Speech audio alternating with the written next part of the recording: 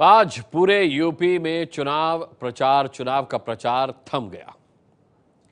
अब आपको दिखाते हैं इसकी खास बातें। 7 जिलों की 40 सीटों पर परसों वोटिंग होगी। आपको बता दें 535 उम्मीदवार चुनाव मैदान में है 7वें फेज में, यानी आखिरी फेज में। 14,458 बूथ बनाए जाएंगे जिस पर मतदान होगा और 1,41,00,000 वोटर अपने मताधिकार का इस्तेमाल करेंगे। यूपी चुनाव में आज पीएम मोदी और सीएम अखिलेश यादव के बीच प्रचार के आखिरी दिन के सियासी संग्राम में किस तरीके से एक दूसरे ने तीर छोड़े, सियासी तीर छोड़े, देखिए।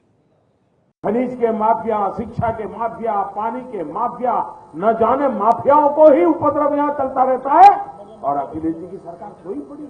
लोगों को लगता है भाई ये तकलीफ झेलेंगे तो अच्छा रहेगा, पुलिस थाने जाएंगे तो 2 तकलीफ और बढ़ जाएगी।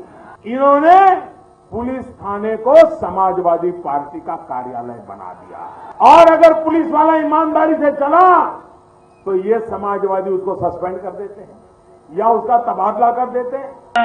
बताओ प्रधानमंत्री कह गए थे नहीं कह गए कि समाजवादी लोग थाना चला रहे हैं, तो इसका मतलब पुलिस को इशारा कर गए हैं कि मदद करना समाजवादियों की। प्रधानमंत्री को पता ही नहीं है थाने के अलावा 100 नंबर से पुलिस चल रही है।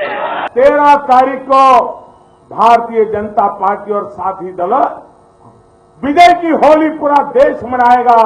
उसके बाद नई सरकार बनेगी और पहली मीटिंग में मेरे किसान भाइयों, पहली मीटिंग में ही किसानों का कर्ज माफ करने का निर्णय कर लिया जाएगा। उसने बताओ मध्य प्रदेश में कितना किसानों का कर्ज माफ कर दिया, छत्तीसगढ़ में कितना कर्ज माफ कर दिया, महाराष्ट्र में सबसे ज्यादा जान गई है किसानों की, कितना माफ कर दिया। और उत्तर प्रदेश में क्योंकि चुनाव है इसलिए कह रहे कि कर्ज माफ कर देंगे। हम अपने किसान भाइयों को कहना चाहते हैं पहले हमने 50,000 तक का कर्जा माफ किया था उत्तर प्रदेश की बैंकों का। आने वाले समय में समाजवादी सरकार बनेगी तो हम अपने किसानों का 1 लाख तक उत्तर प्रदेश की बैंक का कर्जा माफ करेंगे। चले, ये आखिरी मौका चुनाव प्रचार का ही नहीं था बल्कि एक दूसरे पर सियासी तीर छोड़ने का भी आज ये आखिरी मौका था। आपको 2012 की स्थिति बता देते हैं। देखिए 2012 में 40 सीटों पर एसपी को बढ़त मिली थी। अब देखिए समाजवादी पार्टी के पास 23 सीटें थी 2012 की स्थिति के मुताबिक। बीएसपी ने 4 यहां से सीटें निकाली थी, बीजेपी ने 5 सीटें, कुल 5 सीटें बीजेपी ने निकाली थी। कांग्रेस के खाते में 3 सीटें गई थी और अन्य को 5 सीटें मिली थी।